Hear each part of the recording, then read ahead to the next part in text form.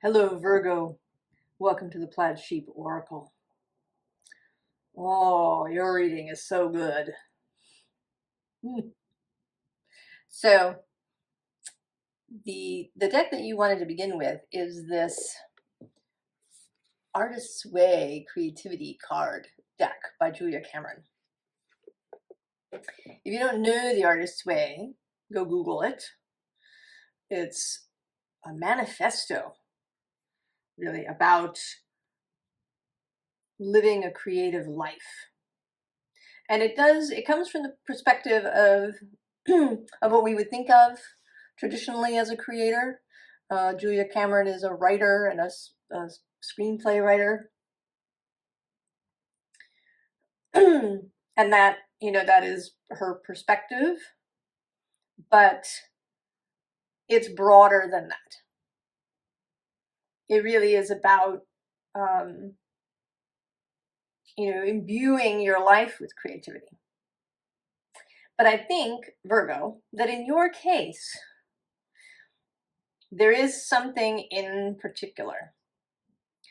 And your first deck out here is the Surrealist Tarot. And the card, it actually called to be used in my own personal reading for self this morning. And the card that ended up face up on the deck is the Hermit.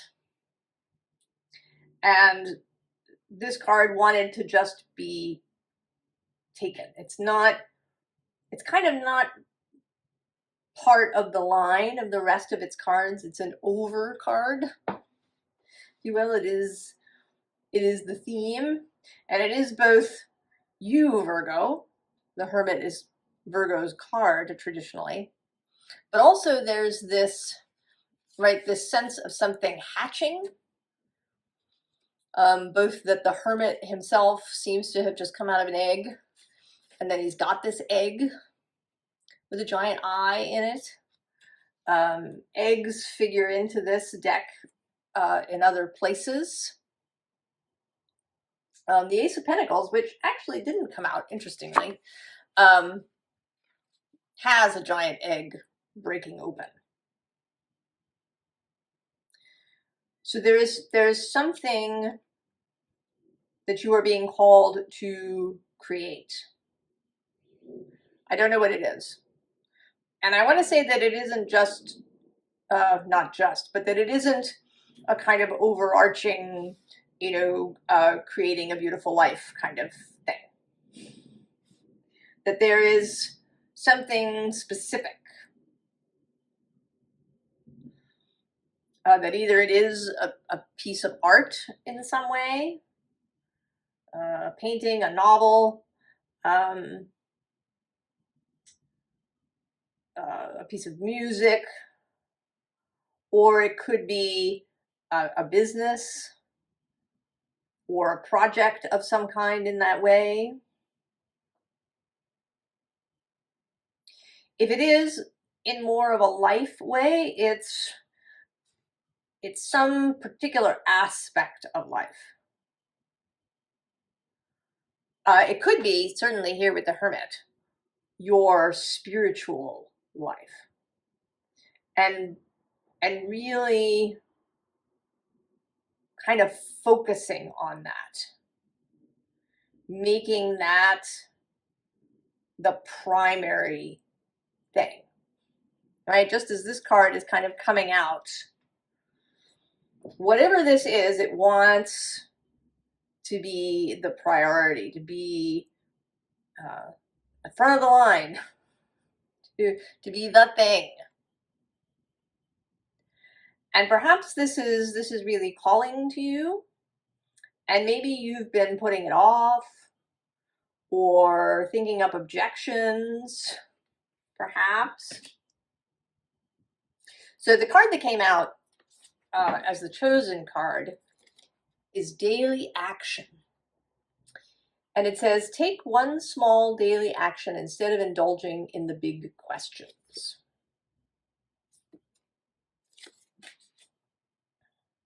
So Virgo. Virgo is associated with this devotional practice. Sort of the Vestal virgins, the priestess in the temple who feeds the flame, who performs the daily rituals that keep the world ticking over. Now the scene underlying, curiosities. Ooh. Fixated on the need to have something to show for our labors, we often deny our curiosities.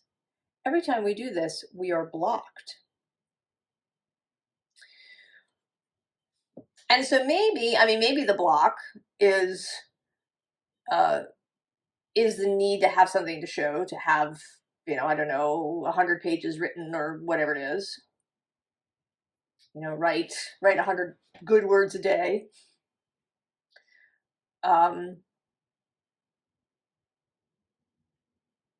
So there may be a way in which this daily action has become too rigid, perhaps.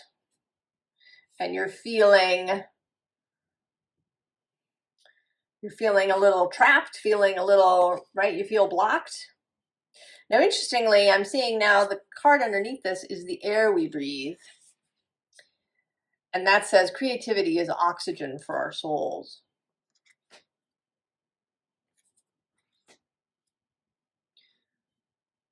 So breaking out, not that, right? Daily action is useful. But how do you do it? Are you very rigid about it? Do you allow things to be more free form? And then the unseen underlying is getting, not doing. If we are trying to think something up, we are straining to reach for something that's just beyond our grasp. When we get something down, there is no strain. We're not doing, we're getting. So what we're talking about here, right, is allowing, channeling, being open to the muse, open to the genius, being flexible, not efforting, not struggling. So perhaps you have been struggling, Virgo. I think it can be a Virgo thing, a Virgo shadow. I have certainly engaged in this. I'm a big trier. I must try all the things.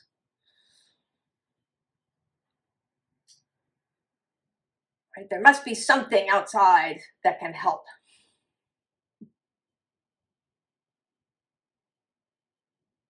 And Virgos,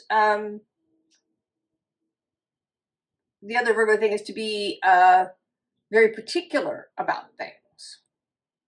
And there again, what can be very useful and beautiful can become imprisoning. So we have the Four of Swords. And here there is a sense that there's some aspect of you that has been put to sleep. And that with these, sort of official Hierophant-y people around you, that maybe you're attempting to adhere to a genre, to the way it's usually done, to a particular spiritual tradition, whatever it is. And that this has kind of, right, it's put you into this still state.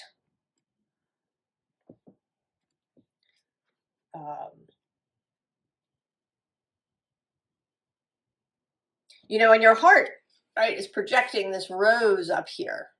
But nobody's really paying attention to that, I think.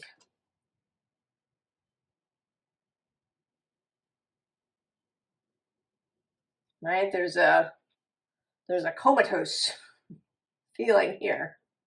But right under this card is the Page of Pentacles. The student.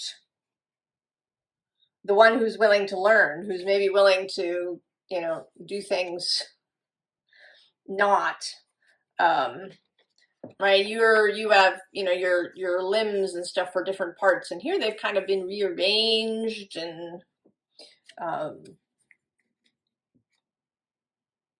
then you also have the Page of Swords, which is a willingness to see new ideas. So there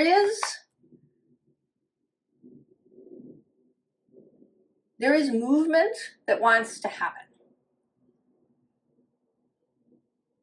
There's movement that wants to happen. But there's also a lot of stuckness. We have this Five of Wands, which, right, this being, these people who are, you know, in conflict with one another, right? There's something underneath that's in control. And this could be that you're, you know, that you are actually in conflict with other people in some way. If this is a, you know, part of a group thing, or, you know, if doing it means, you know, changing your daily routine, or whatever that's putting you maybe into conflict with others, or it could be conflict internally that has, right, it has this other unseen source.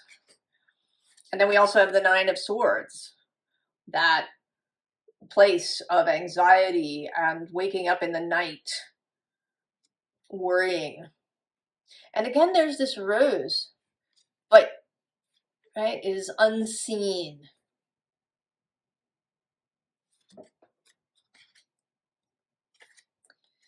And we have the Fool here, but this Fool, you know, seems to be made out of stone today. Right? Everybody's very still in this Fool card. They're looking out. They seem to be, you know, kind of getting ready to go, but they haven't actually made a move. All of these Fools. Now, under the unseen underlying, first of all, is Justice. And this is a very interesting Justice. All right. You see there's this line of people, and as they turn the corner, they've suddenly got branches coming up out of the top of their heads. A growing connection. The Justice card has been coming out for me more and more as alignment.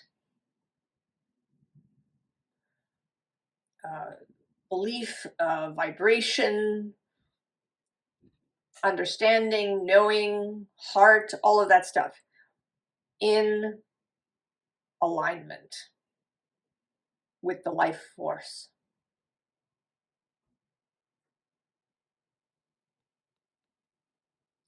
And that feeling a little bit, this Hermit, there's a book I sometimes talk about called The Sea of Trolls, which is about a young boy in Britain, pre-Roman Britain,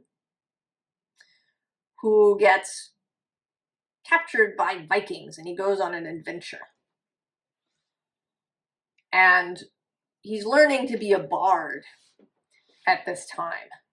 And what he says, like his mantra or his commitment as a bard is, I serve the life force. That's what this feels like.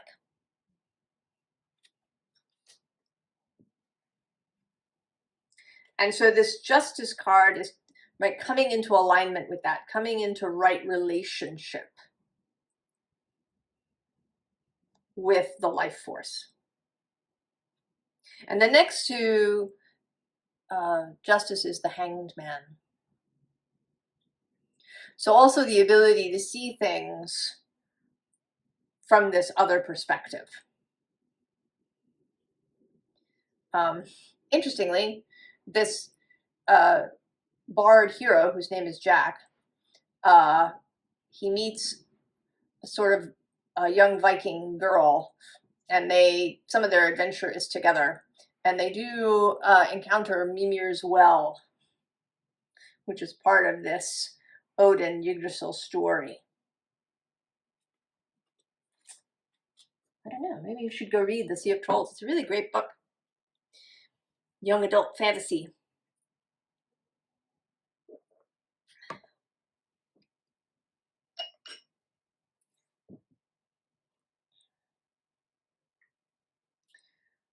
So this row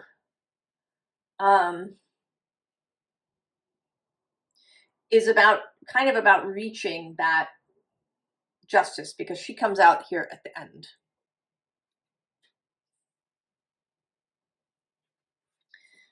What we have is the High Priestess, that space opposite you of kind of things being a little nebulous, of being connected to source, of receiving inspiration, of being connected to the genius, to the muse. And she's the way out. Below her is the Five of Pentacles, but straight moving towards the High Priestess. And here I sort of feel this, you know, these, right? This building belongs to these dudes. Whatever the establishment is for you.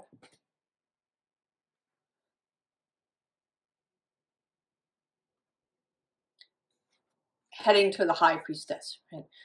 Your own channel.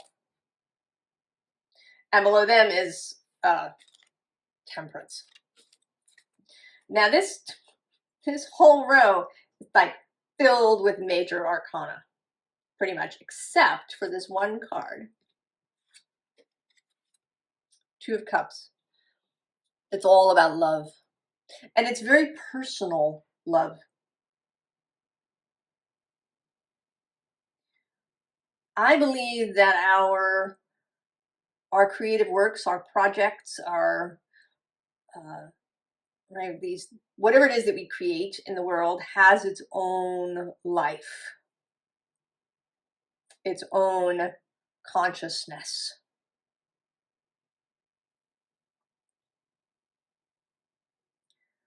You want to be in relationship with it, in loving relationship with it. If you're thinking about it as a burden, or, you know, something that's too hard, or something that's, you know, you just don't have time for it now, you know, it isn't right, you're not doing a good enough job, I don't care, whatever it is.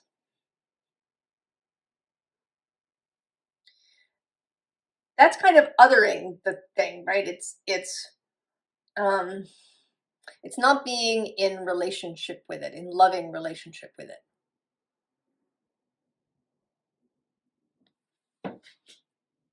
So when we get that, we get the Empress, Venus, the Grand Muse herself, the whole world, perhaps the world opening up to you in ways that you haven't experienced before. You know, resources, collaborators, time, inspiration, all the things coming in clearly, well, right? And justice, the alignment, the being in right relationship with self, with your life, with this project. And then the bottom, oh, the bottom of this deck. I was gonna just do two cards, but then I kept going. First of all, there you are again, Hermit number 2. The Magician, the creator himself, the as above, so below. And as below, so above, the master of bringing ideas into reality. The Hanged Man again. And this feels, you know, kind of like the creative space here. That, you know, you're not hanging upside down maybe to, you know, learn the secrets of the runes, or to, you know, see your relationship to your mother-in-law in a different way, but to be in a creative space.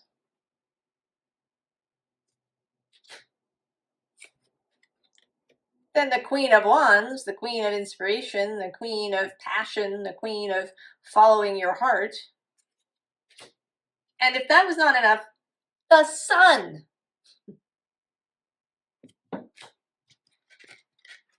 You know, and actually here under this deck, we had a couple of other cards, I think. Did we? Well, maybe the Sun isn't, right? The Sun in this deck, right, is this egg.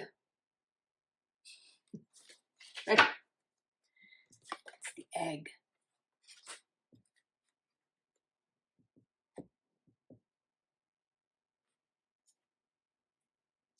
And then this row seems to be about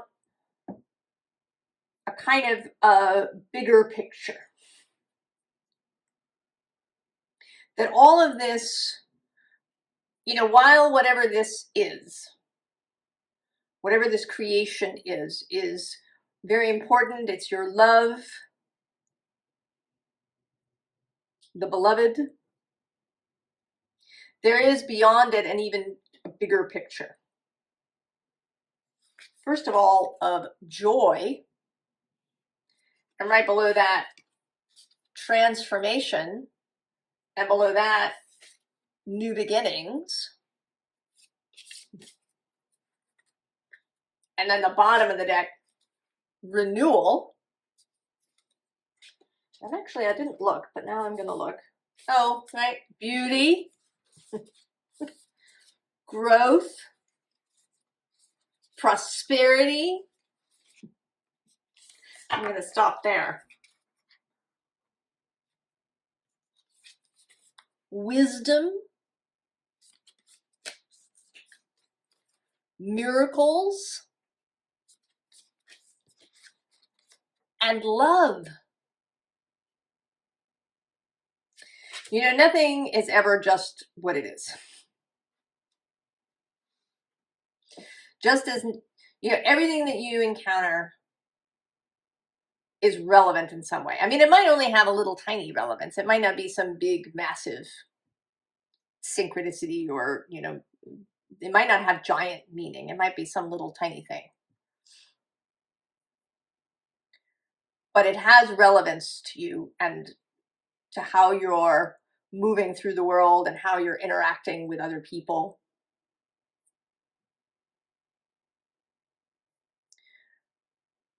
So whatever this creation is, you know, I think it will fill you with joy to engage with it, but then that will ripple out. We often talk, you know, kind of in tarot readings, people do, you know, it's your career reading, or, you know, maybe there's 3 piles, and there's career, and there's relationships, and there's spiritual life, and this has its uses. But it's all interconnected. You can't really separate these things out. Just as you know, could study the liver and the heart and the brain separately. But that only gives you some of the information.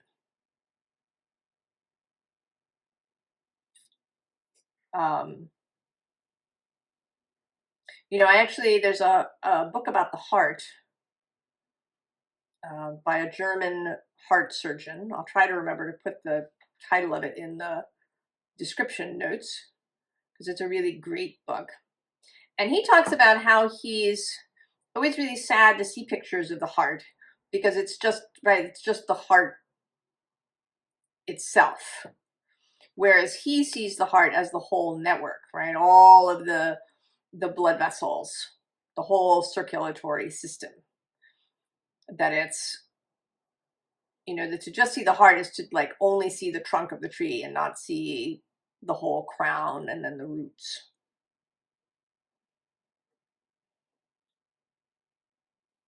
And this is like that. Whatever this creation is, it is going to ripple out and affect every other aspect of your life. And that it will fill it with love, with miracles, with joy, with renewal. You will grow in wisdom as a result of really, really engaging with this creation. So this last row is a little bit of an acknowledgement that stuff might be difficult for you initially. So I'm actually going to start with the difficult cards. We have this Seven of Wands, you know, which is about combat and, you know, fighting against something. You know, maybe you feel like you're fighting your own demons, your own gremlins. And then we get the Nine of Swords repeating with this kind of nightmare quality. Maybe you feel really small in relationship to all of your fears, what you think might go wrong, the risks. It may feel like a real risk, a little terrifying. You may feel really alone. And then on the underside of the deck, we have the Two of Pentacles, which can be sometimes a feeling of overwhelm and of juggling things in your life. Here it also feels a bit, today, disconnected. That you feel perhaps disconnected from inspiration or from the ability to bring something into the physical. And then we have the Seven of Swords, the inclination perhaps to run, to not engage with this risky energy, to just ditch. The Four of Cups, writer's block and that kind of energy, a feeling of apathy, a lack of inspiration. The Five of Wands repeating, you know, any kind of conflict that you might be having and that you might have a tendency to blow up. So that, well, you know, I can't do the project. I have to deal with this thing that's just come up.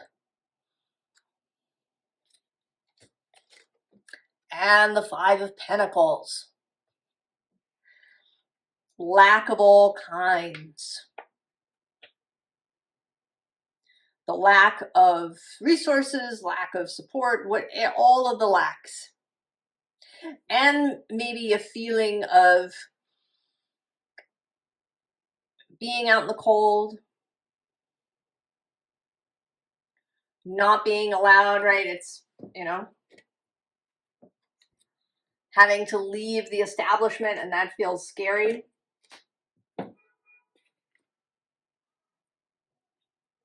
And then one last card, right? This Five of Cups.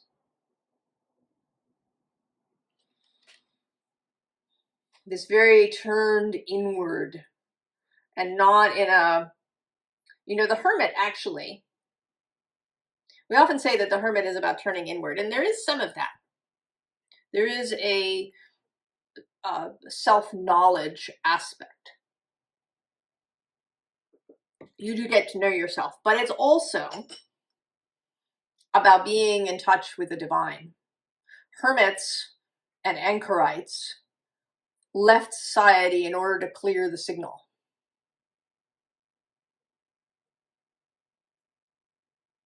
They wanted to go beyond even the monastic community, where there's still lots of, even if the monastery doesn't have much to do with the outside world, there's still all the interpersonal relationships and things going on and stuff to do. The hermit wants to be free of all that for clarity, the really clear signal to God. Whereas this is a shrinking, contracting. The hermit doesn't contract, the hermit expands. Right? He breaks out of the egg. His edges become actually less defined as he mingles with the source of all things. And this is a contractive kind of energy.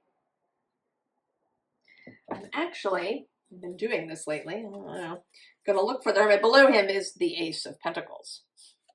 The egg. I sort of expected the hermit to come out in this deck, but where is he?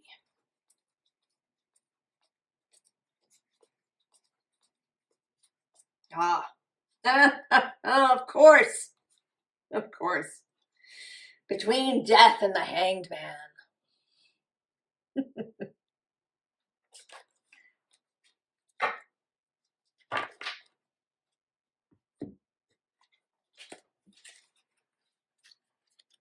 Right? Same person, different attitude.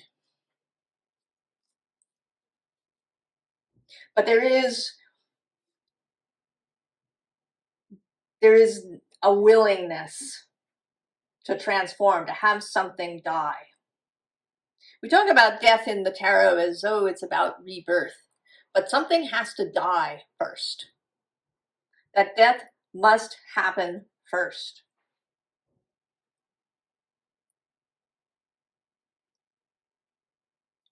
If we're going to be reborn, we may have to die first. Have to give up something, perhaps, that has seemed to us very important. Our self-concept, our reputation, the way others see us, the way we've been engaging with the outside world. Maybe we've been really competent, really together, really on time, really all of these things.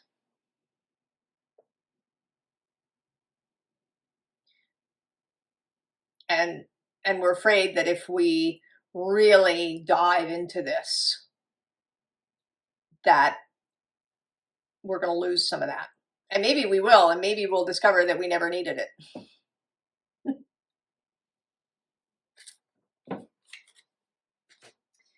So then we have the repeat of the Two of Cups.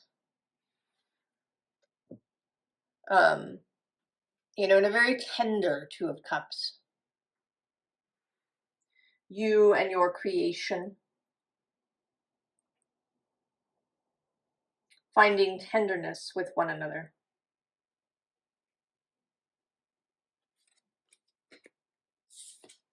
The Page of Pentacles with that Ace of Pentacles, that egg.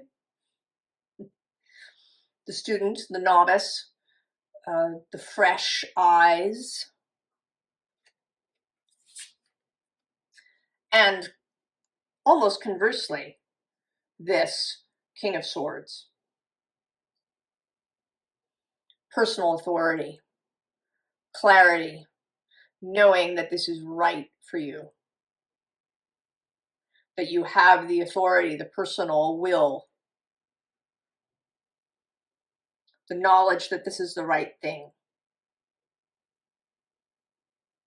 And the willingness to create some boundaries around that. I have issues with the whole boundaries concept. Like so many things, one can take it too far. I feel that way about attachment theory too, and many things, right? Taken too far. But anyway, I digress. Some boundaries, I think, are most important internally. I think that for a great many of us, the issue is not, people wanting things from the outside. It's our own internal boundaries. Are you willing to uphold these for yourself? When your mind starts to wander, will you pull it back? When you start, going down that pattern road, do you, say, no, I will not do that again?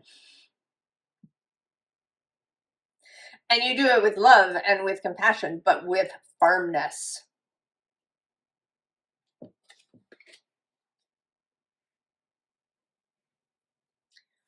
Formal advice, because we've certainly had some.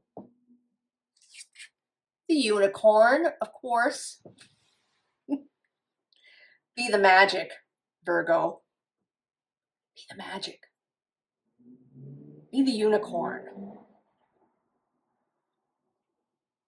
And actually below that we have the panther, which is some of that authority. And some of that, energy, verve, sinking your teeth into it. And then the stingray and the egg. We return to the egg. I'm almost inclined, the egg showed up, not this egg, a different egg showed up in Libra's reading. And I wonder if there's some relationship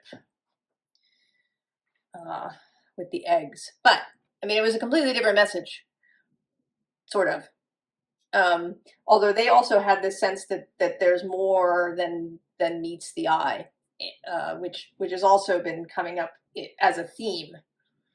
That we do this thing and we think it's just about that, but really it's about something much, much bigger. And right here, there is this sense, that the egg is forming. Right, it has all the colors. And that it's that it's ready. Son of Wands, exuberant action, an action in the right place at the right time, but mostly just to a vivacity, a vigor. The Hermit, again. Here you are, repeating yourself.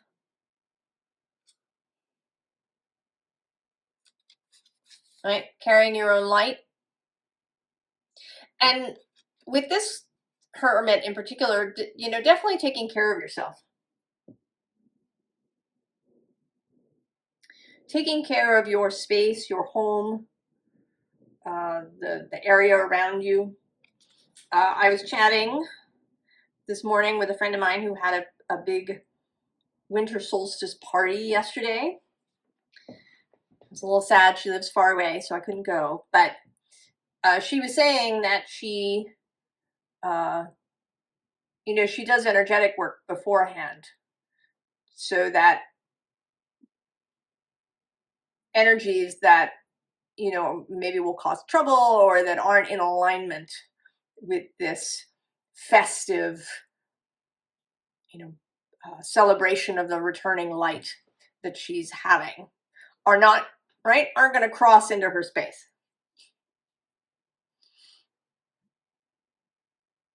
So doing that for yourself, and whether that's genuinely doing maybe energy work, whatever works best for you, crystal grids, herbs, salt, visualizing things, doing that hermit aspect of keeping the signal as clear as you can. We can't really push everything out without really isolating ourselves, because, you know, ending up in this space. But you can keep your signal as clear as possible, right? Keep that alignment as clear as possible. And then we have the egg opening, the 10 of Cups. So this is the bigness of the egg. The egg may seem, it's a novel, right? It's a single thing, or it's a painting or a sculpture or a house that's being designed. But the reach of it is way, way, way beyond that. And I think it's, you know, partly because of who you will be, you know, how you will be as a result of really engaging with this project, with the egg. And here too, right, that it is, right, it's opening you up in ways that you cannot anticipate and that are unique to you. Allow that. Be open, right? Be open to, right, to experiencing this opening. Be open to the opening.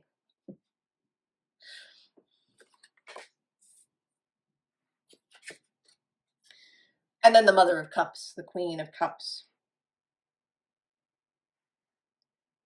There is a call here for tenderness, for sweetness, for love, for a nurturing energy of this thing.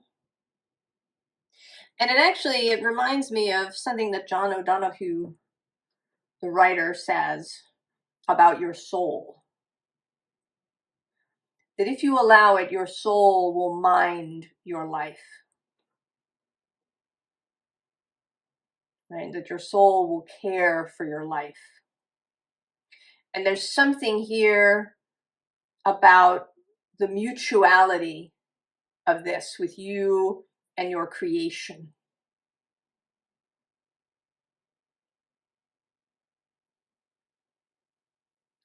That there is, right, there's a, you know, that your creation loves you back.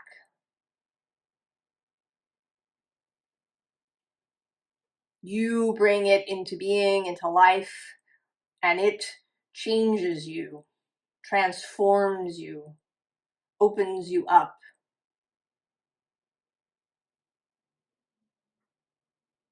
Brings you into this alignment with something that is greater and more beautiful and more far-reaching than you expect. Oh, Virgo, it's beautiful. I hope you'll tell us if you have some specific project in mind. I wish you the very, very best with all of your creations. And I'll see you next time. So long, Virgo.